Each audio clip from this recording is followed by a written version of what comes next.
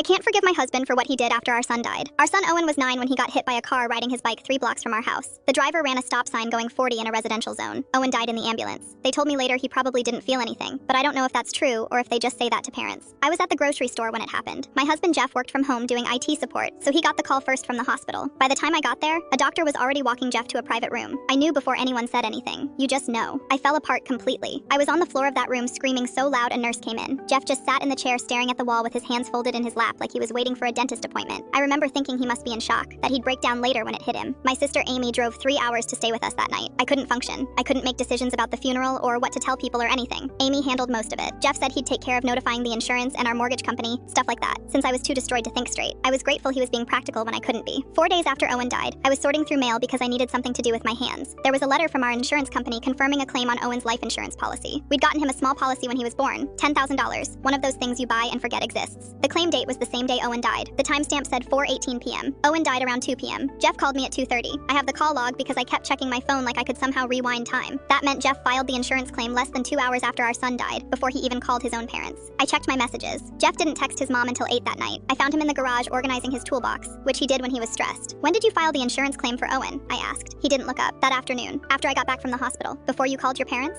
I needed to get it started. These things take time to process. I felt something cold settle in my chest. Our son died, and your first thought was filing for the payout? He finally turned around. Somebody had to think practically. You were hysterical. We have a mortgage. Bills don't stop because something bad happens. The way he said something bad, like Owen dying was a car repair or a broken water heater, made my hands shake. We have savings. We're not broke. The savings are for emergencies. Our son dying isn't an emergency. He went back to organizing his tools. I knew you'd react like this. This is why I didn't tell you. You're too emotional to understand financial responsibility. I walked out before I started screaming. 3 weeks later, I was putting away his laundry because I was trying to keep busy and found a receipt in his jeans from Bayside Marine. It was a deposit receipt for a fishing boat, $3,500 down. The date was 5 days after Owen's funeral. I sat on the bedroom floor holding that receipt for 20 minutes. Then I went downstairs where Jeff was watching a basketball game. What's this? I handed him the receipt. He glanced at it. I put a deposit on a boat with Owen's insurance money. The money's not earmarked. It goes into our account. I've wanted that boat for 4 years. Our son has been dead for 3 weeks. And that means I'm supposed to put my life on hold forever? He muted the TV. Owen's gone. Nothing changes that. The boat gives me something to look forward to. Something to help me cope. You think a fishing boat is coping? What do you want me to do? Sit around crying like you? He stood up. One of us has to move forward. I'm trying to find something positive in this nightmare. That's when I knew. He wasn't grieving differently. He wasn't in shock. He'd called the insurance company 2 hours after Owen died because he saw an opportunity. He'd been planning the boat purchase before Owen was even buried. Get out of my house, I said. He laughed. It's my house too. Then I'll leave. I called a divorce lawyer the next morning. Jeff told everyone I was punishing him for grieving differently, that I was being cruel. His brother called and yelled at me for 20 minutes about abandoning my husband when he needed me most. Their mom sent me a long email about how marriage means staying together through hardship. None of them knew about the timeline. None of them knew he chose filing a claim over calling his own mother. None of them saw him planning a boat purchase while I was picking out our son's casket. The divorce took 7 months. I moved in with Amy 2 states away.